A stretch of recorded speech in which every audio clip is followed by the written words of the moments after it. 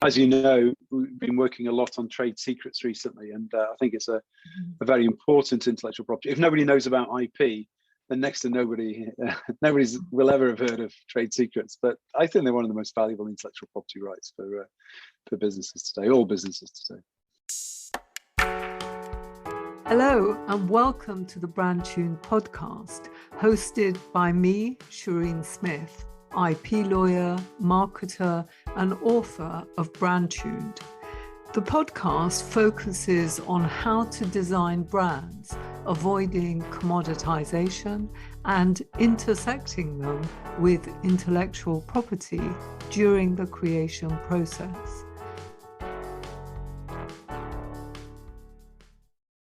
Today, I've invited John Pryor of Exalt IP to discuss trade secrets because the need for confidentiality in some business situations is not generally well understood.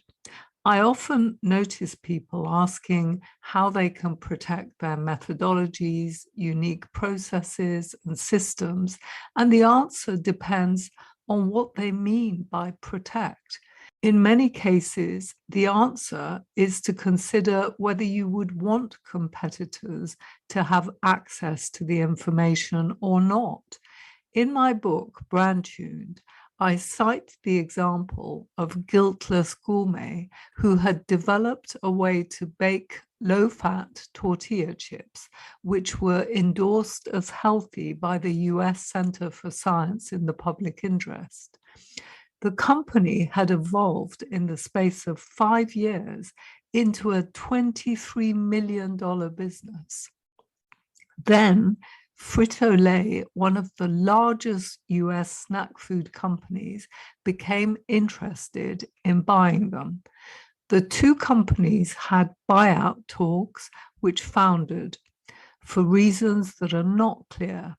However, it seems the owner of Guiltless Gourmet went and worked for Frito as a consultant for a while.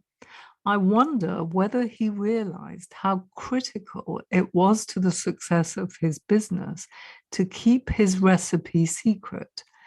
I'd go so far as to say that he shouldn't have even entered buyout talks with a competitor like Frito, because just the smallest crumb of information is often enough for the likes of Frito to learn how to develop their own low-fat tortilla chips.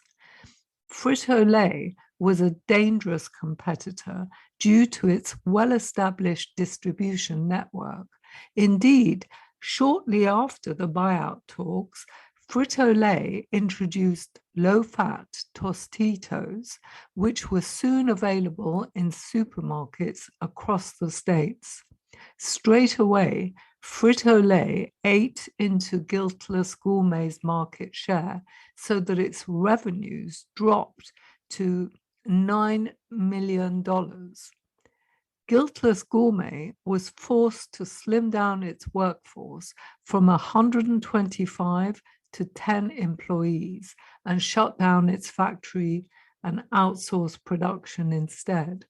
Rather than having talks with Frito, I'd have suggested Frito could buy the business along with the recipe without preliminary due diligence checks or go away. They shouldn't have had access to anything but publicly available information.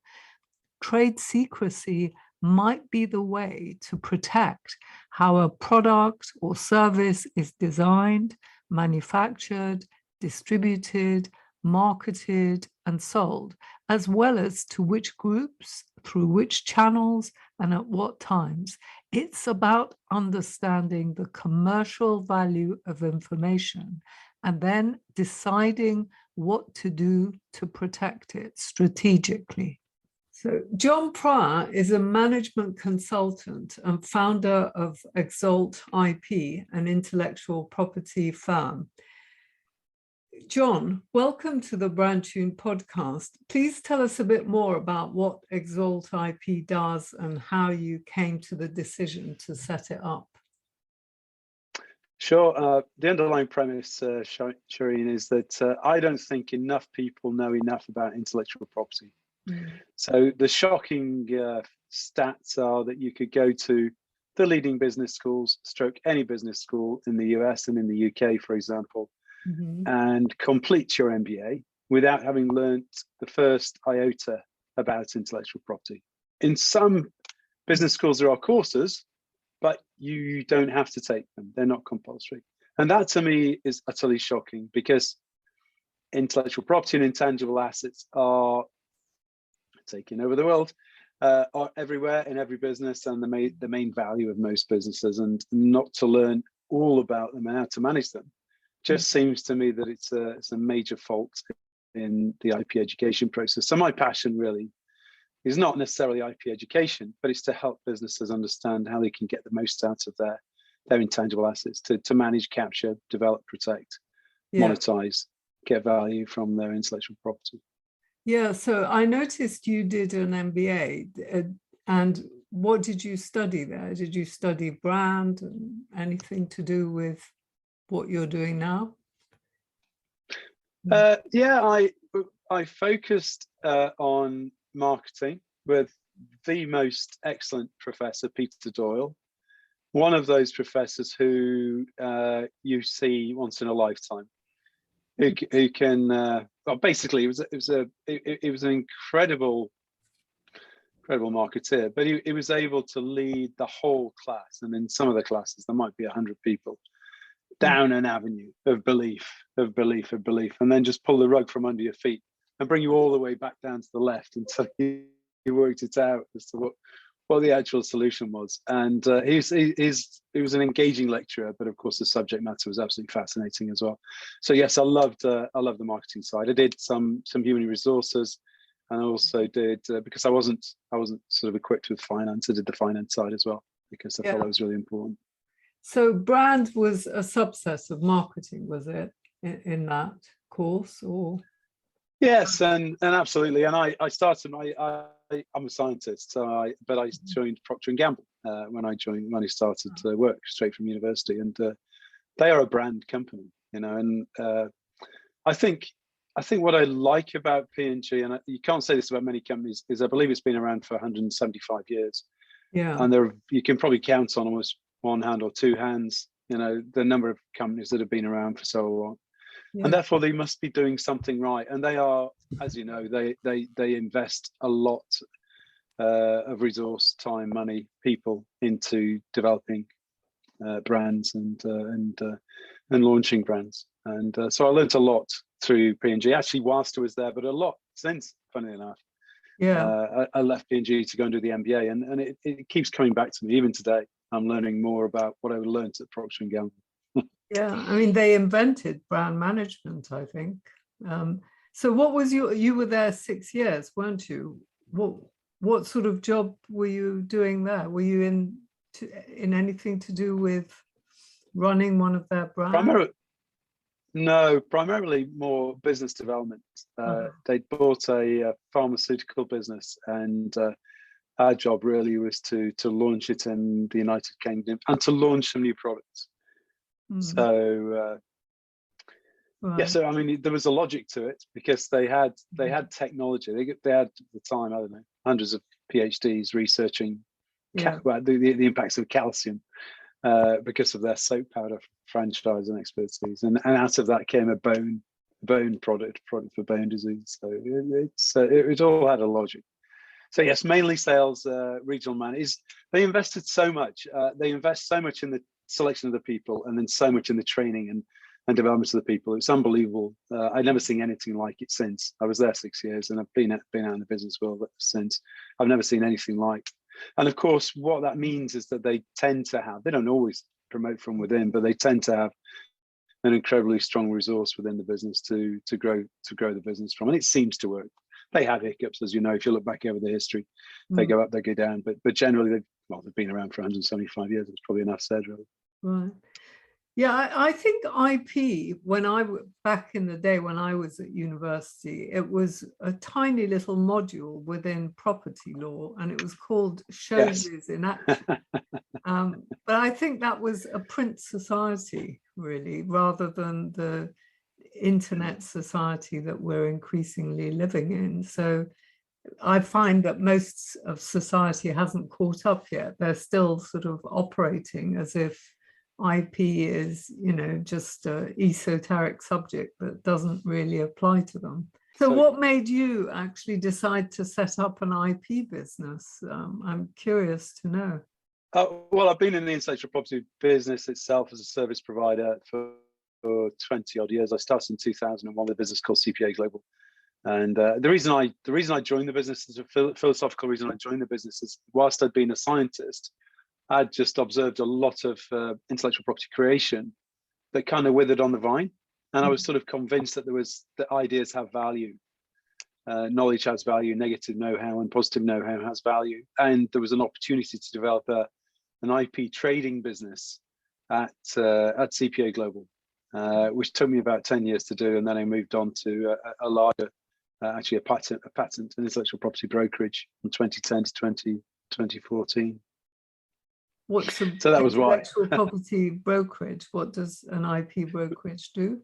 Well, it was mainly patents. But we also did music and copyright and so on and so forth as well, and a little bit of brand and a little bit of domain. But it was mainly patents, and that was largely fueled, Shireen, by the litigation environment in the United States at the time. It was a crazy time.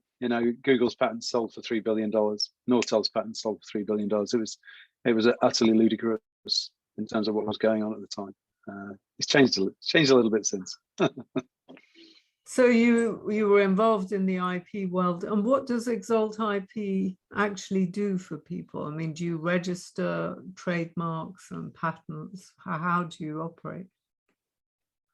Yes, it's a good question. So generally what I will do, depending on the size of the business, I will put I like to talk about an IP business plan, because I think IP or any intellectual property advice has to be completely inculcated into the business, the business objectives, the 1, 3, 5 year plan.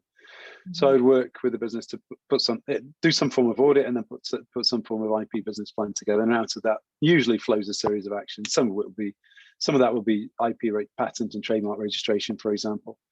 Might be a trade secrets policy. There might be, as you said, online brand development assistance, etc., etc. So yeah, so a range of different services that they can be supplied.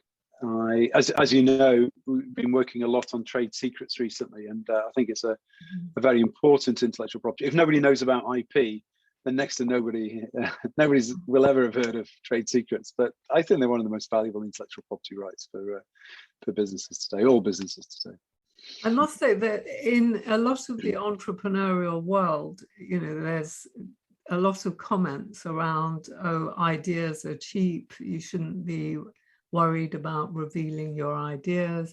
And while I agree to some extent, I think it's really important for people to understand the commercial value of information. Yeah. You can't just say ideas don't count and go around telling everyone whatever it is, Yeah, I mean, trade secrets is a prime example of that. There are other intangibles that give business a competitive advantage. They are trade secrets. And perhaps the most famous example of a brand using trade secrecy rather than patents is Coca-Cola, who created a big story around their secret formula. And, I don't know if it's still secret, but, that they've really exploited trade secrets as a way of protecting their business. Can you give us an idea as to the steps an organization would need to take internally to protect trade secrets? Yeah, it's a really good question, actually, because many businesses you speak to, Shireen, will say, yes, we've got trade secrets. Okay, you've got trade secrets. Have you got a trade secrets policy? Are all your contracts, do they reflect that trade secrets policy? Have you trained all your employees that will touch these trade secrets to understand exactly what they are? Do you have a classification of trade secrets? And when you start to probe, most people don't have. They know they've got confidential information, and there's a difference between know-how and confidential information in the eyes of the law and trade secrets, and that's the really important point to get across. Because if you go before, if we have a trade secrets dispute, I walked off with the formula for your Kentucky Fried Chicken sauce or whatever it is, and started to compete with you. The judge will say, okay, well, can you point to the trade secrets program that John Pryor understood? Where does it say in his contracts that he wasn't able to take trade secrets? Can you show that this particular secret source was classified as a trade secret and it was of the classification that meant it couldn't be leaked? And if you've got that kind of thing in place, the judge is going to find in your favor. But too many times the judge says, well, it looks like there was some form of secrets theft, but it can't be classed as trade secrets theft because these factors were not adhered to. The underlying first and foremost thing is education, is to get the key people together to take them through first and foremost, of course, showing it as intellectual property, and then trade secrets. Okay. And then to work with the business to put a program and policy in place to make sure their contracts reflect it, and then to start to capture the trade secrets. Now, of course, I don't want to be party to those secrets, but I can be party to the metadata, the descriptions, the title, description of what it is, the date it was discovered, who's responsible, who found it, all those kind of things, and I can help collate that into a register. But the actual description, the actual document of the trade secret, that needs to be done internally because I don't want to know what that is. Okay, well, say you're in a kitchen and you've got a recipe like the Kentucky Fried Chicken, and all your team have access to it, the cook, etc. So what would you be doing in practice to classify it as a trade secret? So we'd classify that as the UK government now just has 3 forms of classification, and the top one is top secret. And so this would be top secret. This secret sauce, this Kentucky Fried Chicken secret sauce would be top secret. And therefore, the 5 employees in the room who are working the recipe and the cookery aspect that we're talking about, they would all have to be signatories to the Sage Trade Secret Program. Their contracts would have to reflect that they cannot take these with them when they leave or share them with any other people. And they must need to know that this particular secret source was a classified, not to be shared trade secret under any terms, any measures. So it might well be that as you said, the Coca-Cola recipe is in a safe in Atlanta somewhere. Well, that's probably apocryphal, and it's probably part of their branding and their sort of their build around their brand more than anything. But nowadays, in the days of hacking, that's coming back to be more important because we're all going to be hacked. Let's face it. We're not. I mean, nobody's immune. And if you've got and this is what led to the whole change in the trade secret legislation. If you've got your trade secrets online somewhere, the bad guys are going to get them, whether you know they've taken them or not. So I think 10 or 15 years ago, the GC of Rolls-Royce was saying our biggest intellectual property threat to the business is state-sponsored hacking of our secrets, our blueprints to our next Rolls-Royce engine. It's there on our systems, and if it's hacked and stolen and misappropriated, we probably don't know that's happened. But a lot of competitive advantage has been leaked as a result of that process. So that's what's led in the last 7 years to all the Western governments, developing and redeveloping their trade secrets law and legislation to try and protect against that sort of leakage and theft. Well, yeah, I mean, I've heard that in Coca-Cola, only 3 people at any one time have access to the secret formula. I'm just wondering, really, if you're running a kitchen and you need to get people in temporary staff in to help you because of staff absences, what do you do? Yeah, well, you probably just provide them with a finished spice, wouldn't you? The sauce, the spice, and here it is. Now use that in the cookery according to this process, and you can't take it with you, and you can't seek to reverse engineer it, and so on and so forth. You wouldn't give them the exact ingredients and the cookery methodology. You have to really think through how you run everything in the business, don't you? To do that. It's absolutely, and the biggest threats to. There's just been a Cartier Tiffany trade secrets case in the States. So Really? yeah, a Cartier employee was poached across by Tiffany, and the day of her interview, she sent a load of sensitive information to her private Gmail account. Pricing information, market launches, product placements, relationships, and client details, and so on.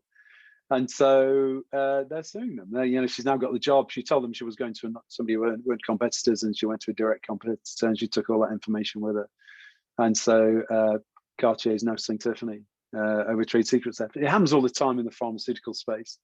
And in electronics, particularly in the United States, because it's a more developed legislation over there. But it's coming all over the world. We've seen cases in the UK, and we've even seen trade the ITC, which can stop importation of, it was going to be EVs, electric batteries, car batteries from Korea.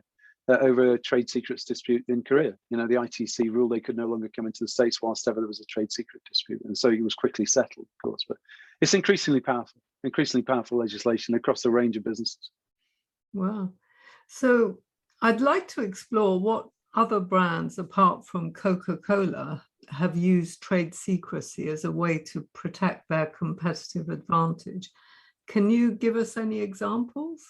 There were cases just recently in the press, GSK. I don't want to really hark on about the Chinese and theft, but it just so happened in this case that a Chinese employee working in America was found to be emailing a whole host of research data to her husband, sister and brother-in-law, who had set up a pharmaceutical company in China on the back of all this information. And this was unpatented information from GSK's research labs, which they were then pursuing. They were then proceeding to try and patent in China. Oh, wow. So that was a trade secrets case. I've just talked to you about Cartier and Tiffany, the dispute that's going on there, and actually Samsung declared recently that their source code for the Samsung Galaxy had been hacked. Go back to the electronic side of things. And then if the Google algorithm, that search algorithm that everybody uses, 10 times a day, apparently that's held as a trade secret. Actually, Sergey Brin and his closest understand it and know how it works, but nobody else has ever had access to it.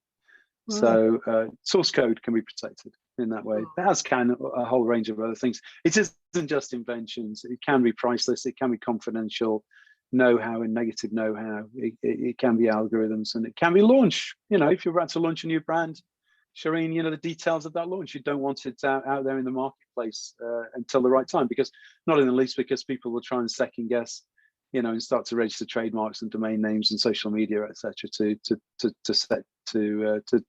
to blackmail you over, for example. Keeping all that stuff secret is really important. And there was a trade secret. Yeah, when I was researching my book, Brandtuned, I found that Steve Jobs really operated Apple, with military sort of precision in terms of who had access to the design room, and he guarded everything, and often he was the only one who knew what was actually going on. So people only knew what they needed to know to do their jobs, but he knew the whole picture. And that's what you have to do. It is, and Dyson, I understand, I don't know, this is an apocryphal story possibly, but Dyson, everybody in a Dyson has black logbooks that they work on and complete, and they can be never removed from the building, and they're possibly even locked up after the day's work. Wow. But that's the way things, that's the way the research is done there, and quite rightly. Yeah. Quite rightly. I imagine the pandemic will have been quite challenging in terms of trade secrets, because suddenly people had to work at home where they weren't. Oh, yes. We'll probably see cases emerging down the line from that. Oh, without any doubt whatsoever, because not in the least, IT security is not going to be anywhere near what it was like in the office, is it? Because let's be honest, who's got a password on their home hub? Next to nobody's changed the password, and so they're easy to guess if somebody wants to hack into. and see what you're up to, for example. But yeah, and using sort of private Gmail and private and personal computers that are being used for a whole host of other things, and by their children, for example, as well, going on to whatever websites. There's tremendous IT hack risks there, but the majority of trade secrets are, should we say, misappropriated by the people, and a lot of those are inadvertent. A lot of those are not really knowing what we can and can't share, and sending that stuff to my home email because I want to work on it over the weekend, or actually talking to somebody in the pub or somebody on a plane who's asking me questions. Funnily enough, when I was at P&G, we were paranoid, and it was these things happened all the time. If you left your briefcase in an airport, the chances are, these were way before the security risk days, the chances are the Unilever guys would steal it, and all that kind of stuff. But that's the same concept with regards to know-how and trade secrets these days. It's all about making sure you are protecting it. And a lot of it leaks in partnership. And then you've got when you've formed a relationship with another company and you're developing a new product, and then it falls apart for whatever reason, just runs its course. And then the guys who were on it suddenly go, well, that was really useful stuff. Why don't we try that and do this, without thinking, actually that wasn't ours, that's theirs, and we're not allowed to use it. And that's how a lot of trade secret and IP leaks. And I think the consultancies, the big management consultancies, will start to face a lot of challenges here, because I used to be a management consultant, and what happens there is you work in one company and learn a lot about how they work, and then you go 6 months later, you're at somebody else's business, probably in a similar field, and without, of course, deliberately taking secrets from one to the other, you're taking methodologies and there's a know-how, and unless you've actually decided that you can't, now what is expertise and what is know-how and what is trade secrets, these are really important questions. And if you don't define them, there will be leakage, and there will be trade secret cases and theft. So can you just talk me through what a trade secret policy would have? I mean, in terms of clauses, what would it actually cover? Would it say this is what you hear in this context? I don't know. Would everything need to be actually marked as classified for people to know that this is actually confidential? How would it work? Yes, I think that's a crucial part of a trade secrets policy, and it's a lot of what I've just said. It's about education of employees, but then having what do we might call classification? A red, amber, green light bulb association with secrets. Red is top secret, cannot be shared outside of the organization, might even be kept on dumb terminals in a safe somewhere, And then the amber, well, we might share that under certain conditions, and those conditions are defined as, strict NDAs, blah, blah, blah, blah, blah. And then the green might be something that we can share publicly under certain conditions, and there are variations within that, but having something straightforward and simple that everybody can understand does make sense. Red, amber, green. And then just having the policy in place. It's a crucial policy, Shireen, is actually when you and I form a partnership with that other business, and we go sign away, yes, NDA, non-disclosure, and trade secrets will be respected and they won't be infringed after the event. A crucial question to ask at that point, as part of our policy to that third-party business we're coming in partnership with, is, can you explain to us your trade secrets policy and the training of your employees about trade secrets? Because the chances are they don't know. And if they don't know, then how can they sign up to a trade secrets program? Because the chances are they haven't been trained, they don't have a trade secrets policy in-house, and therefore their employees won't realize or recognize when they're leaking stuff they shouldn't be leaking. So it can go on forever. And you probably think I'm getting far too geeky about this, but I think it's really important, because know-how and that research information for that next new innovation, you don't want it to be out there on the street, and you don't want it to be with your competitors more than anything. Yeah, certainly when I worked at Reuters, everyone was paranoid about Telerate getting access to things.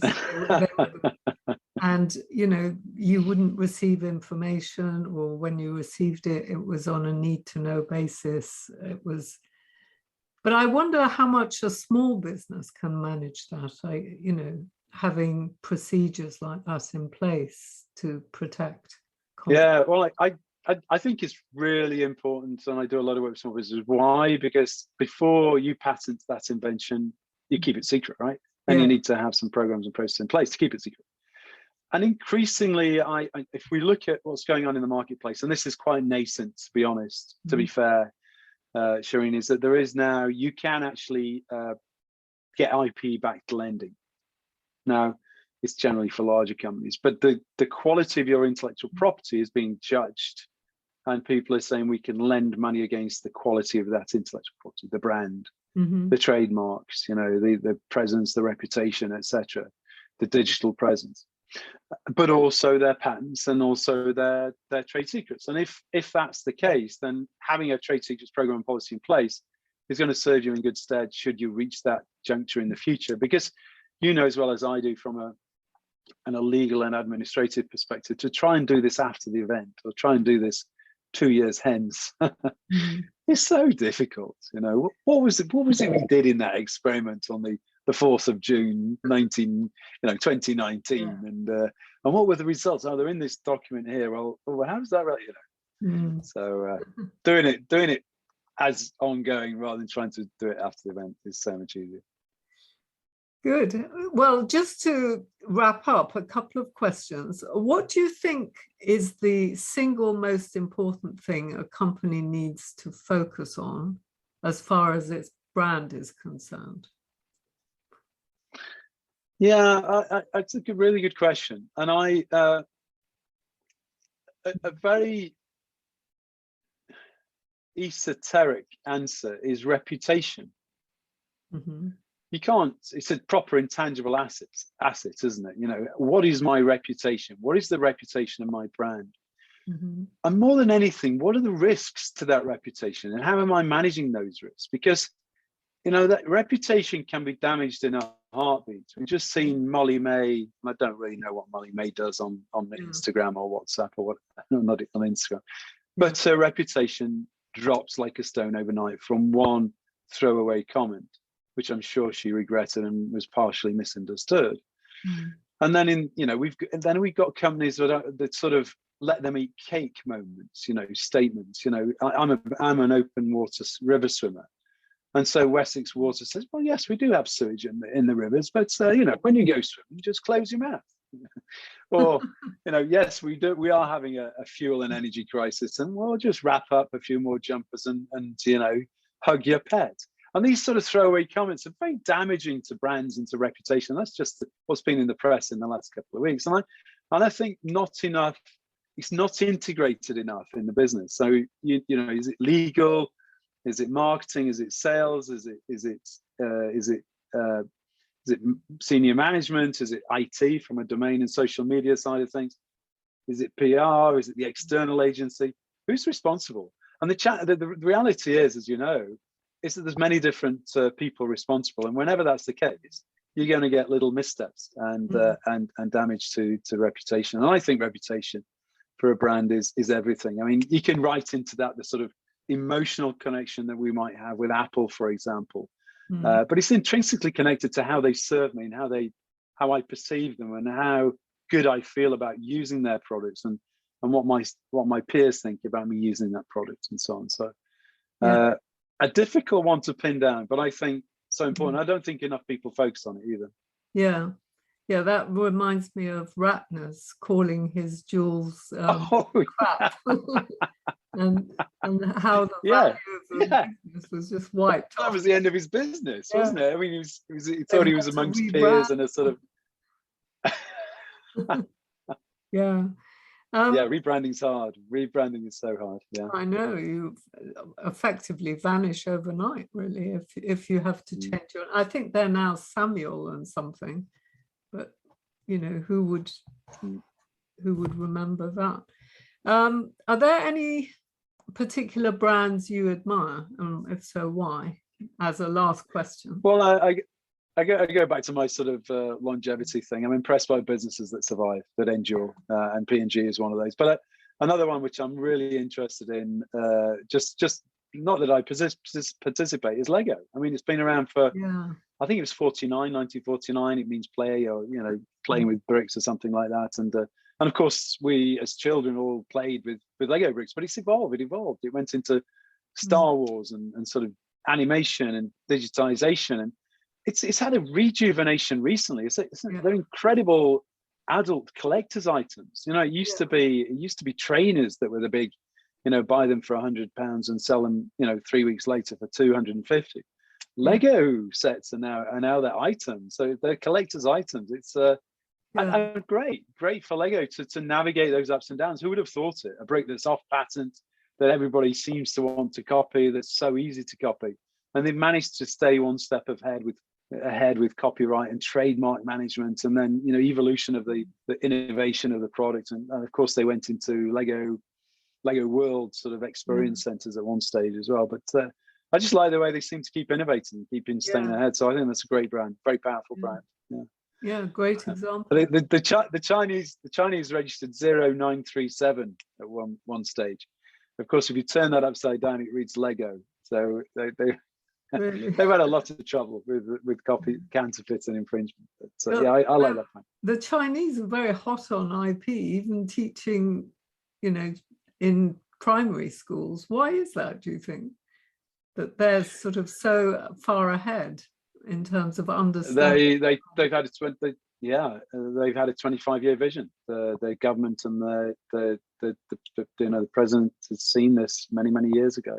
2008, I think the Premier said the future of world trade is intellectual property, and they've put everything in place to put themselves into the best position, because they realised they didn't have that intellectual property back in the day. They've now done everything they can to build that IP. So it was interesting to me, Shireen, that although Huawei isn't everybody's favorite network provider or